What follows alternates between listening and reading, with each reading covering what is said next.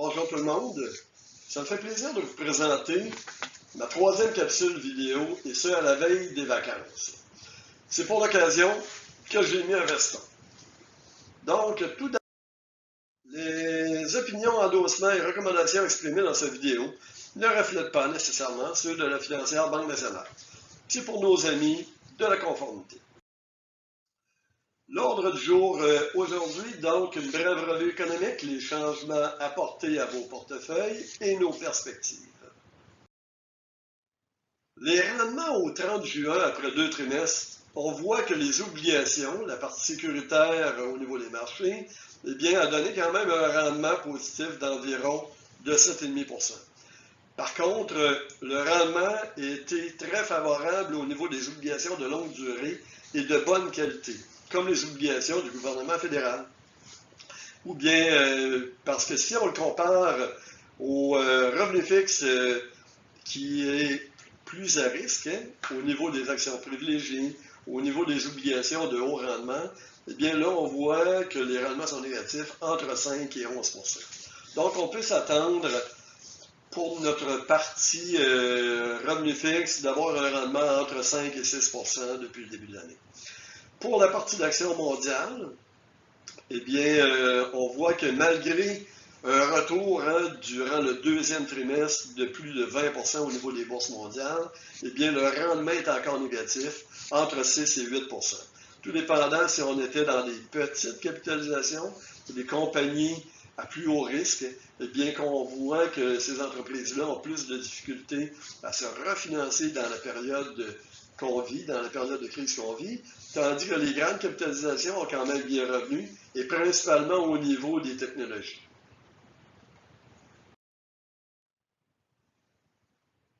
Ici, on regarde l'indice de volatilité qui est le VIX. On l'appelle un peu l'indice de la peur. On voit que la peur a atteint son apogée au mois de mars, le 23 mars exactement, dans lequel que le VIX a atteint un niveau presque inégalé. Il fallait retourner en 1918 pour avoir le même niveau de volatilité au niveau des marchés.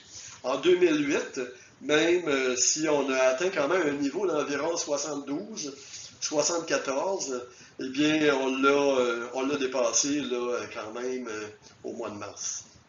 Si on regarde à l'heure actuelle, on n'est pas encore revenu à la normale, compte tenu que l'indice moyen sur une période de longue durée est environ aux alentours de 20, entre 15 et 20 au niveau du VIX, tandis qu'aujourd'hui, on se maintient aux alentours de 30. Donc, on voit que les marchés sont toujours assez volatiles et qu'il y a quand même de la tension là, au niveau des investisseurs. Si on regarde au niveau des ventes au détail ou le consommateur américain, parce qu'on comprend qu'au niveau de l'économie américaine, dépend d'environ de 70% du consommateur, eh bien, si le consommateur arrête de consommer aux États-Unis, on voit qu'il y a une baisse drastique au niveau de la croissance. Puis, qu'est-ce qu'on a vu? On a vu au mois de mars une baisse vraiment importante, mais le retour au niveau des ventes au détail principalement est revenu quand même fortement. On n'est pas revenu encore au niveau d'avant la crise, mais quand même on a récupéré une bonne partie du terrain perdu. Autre volet, eh bien, c'est au niveau du chômage. Si on regarde du côté américain, le taux de chômage avait atteint aux alentours de 14,7%, et puis à l'heure actuelle, ça maintient aux alentours de 11%.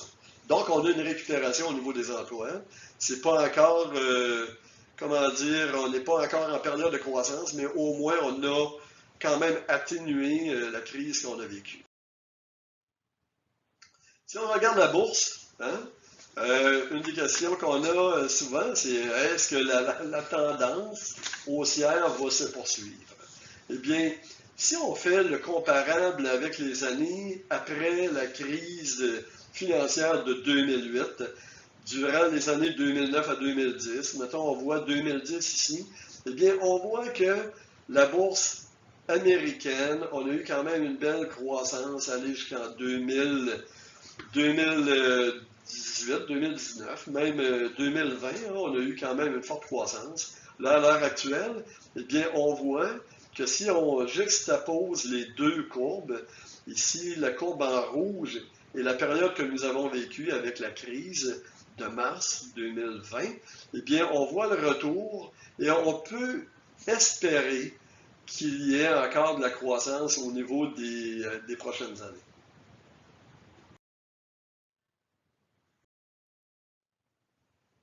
L'autre volet qu'on regarde beaucoup, on regarde au niveau de la valorisation, au niveau des titres, le ratio cours-bénéfice. Donc, le prix qu'on paie les entreprises en fonction des profits qu'ils font. Donc, si une entreprise fait 1 $ par action et puis qu'on a un cours-bénéfice de 20 ou de 22 fois, donc on va payer l'entreprise 22 $ à la bourse. À l'heure actuelle, c'est à peu près le niveau qu'on paie les compagnies à la bourse sur le marché américain. Si on regarde avec la baisse qu'on a connue, hein, on a le prix, le cours-bénéfice a baissé fortement compte tenu que les estimations étaient quand même assez élevées. Mais là, qu'est-ce qui est arrivé? C'est qu'avec la crise, bien, toutes les entreprises ont révisé à la baisse au niveau des profits futurs. Donc, si le prix de l'action n'a pas baissé fortement, puis les profits estimés ont été réduits, je ne sais pas, de moitié, eh bien, le cours-bénéfice va augmenter.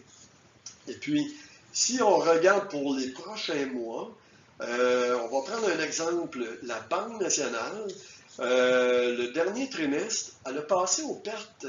Elle a pris une provision pour perte de 503 millions. Donc, si on regarde pour les prochains trimestres, si la Banque nationale, au niveau des pertes sur prêt, sont moins élevées que les provisions, eh bien, qu'est-ce qui va arriver? Il va y avoir une récupération de ces pertes-là et les profits vont monter. Donc, le cours-bénéfice va diminuer.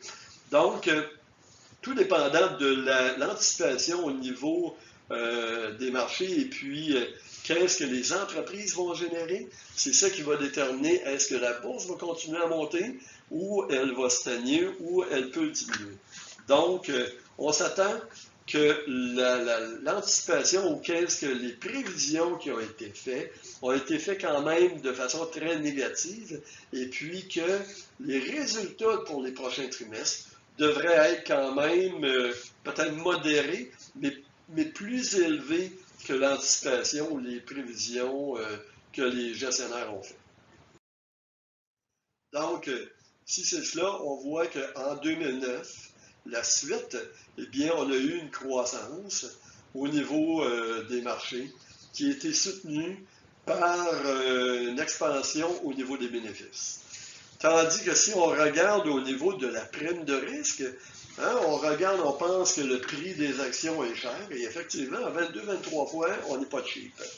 Par contre, si on le compare à la partie des obligations, les obligations ont baissé, les taux d'intérêt ont baissé fortement.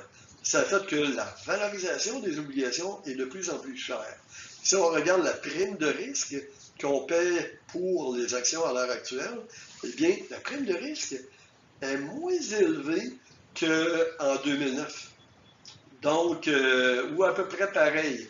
Donc, on peut s'attendre que les prochains mois, si la crise n'est pas plus élevée qu'anticipée, eh bien qu'on ait une continuation au niveau de la croissance, au niveau des marchés. Donc, les changements au niveau des portefeuilles qu'on a fait durant le dernier mois, on a vendu du marché monétaire. On a acheté un indice au niveau des technologies américaines qui est un indice de Invesco. On voulait l'acheter sur une baisse de marché. Qu'est-ce qui ne s'est pas produit? On l'a racheté dans la volatilité. À un moment donné, on a eu un point d'entrée qui semblait, selon nous, intéressant. On a investi environ 4% de nos portefeuilles à l'intérieur de cet indice-là. Puis par la suite, on a fait l'achat d'une position dans la compagnie de Warren Buffett qui est Berkshire Hathaway. Pourquoi? Parce que on pense que Buffett a l'opportunité ou la possibilité d'investir dans des entreprises privées et d'aller financer des compagnies qui sont plus en difficulté durant cette crise-là, des bons investissements, puis qui devraient donner quand même des bons résultats pour les prochains mois. Qu'est-ce qui a été fait en 2008-2009? On a fait des changements là, qui sont négligeables au niveau d'une position qui est au niveau d'un indice inversé sur les marchés qui est QBTL. On n'a pas pu acheter la position qu'on voulait acheter. Donc, étant donné que c'était une position négligeable, on s'en est départi avec un gain d'environ 15% pour acheter là, un indice équilibré qui est le iShare le Balance, qu'on appelle équilibré. Donc, nos perspectives, on trouve que les marchés sont complaisants, et c'est malgré l'augmentation des cas de COVID à l'échelle mondiale. Par contre, si on regarde ce qui s'est passé dans les années 1918 ou la grippe espagnole, eh bien, on voit que malgré que le coronavirus est très virulent, il touche malheureusement les personnes beaucoup plus âgées, donc qui ne font pas partie de la force de travail. Donc, on pense que s'il y a une autre vague à l'automne, le confinement ne sera pas complet comme ce qu'on a connu au mois de mars. C'est nos prévisions. Après ça, le portefeuille est positionné plus neutre, hein, on était plus défensif, donc on a diminué l'encaisse. Puis on a augmenté notre position dans les technologies, comme j'ai dit tantôt. Et puis on regarde toujours la possibilité de réduire les obligations de plus longue durée. On avait pris un indice qui est le XBB. On pense le rendre dans les prochaines semaines. Parce qu'avec la baisse des taux d'intérêt, ben, cette partie-là est devenue de plus en plus chère. Parce que si on regarde une position, pour initier une position dans l'or avec un ETF qu'on appelle Gold Bullion, qui est un indice, mais au niveau du lingot d'or.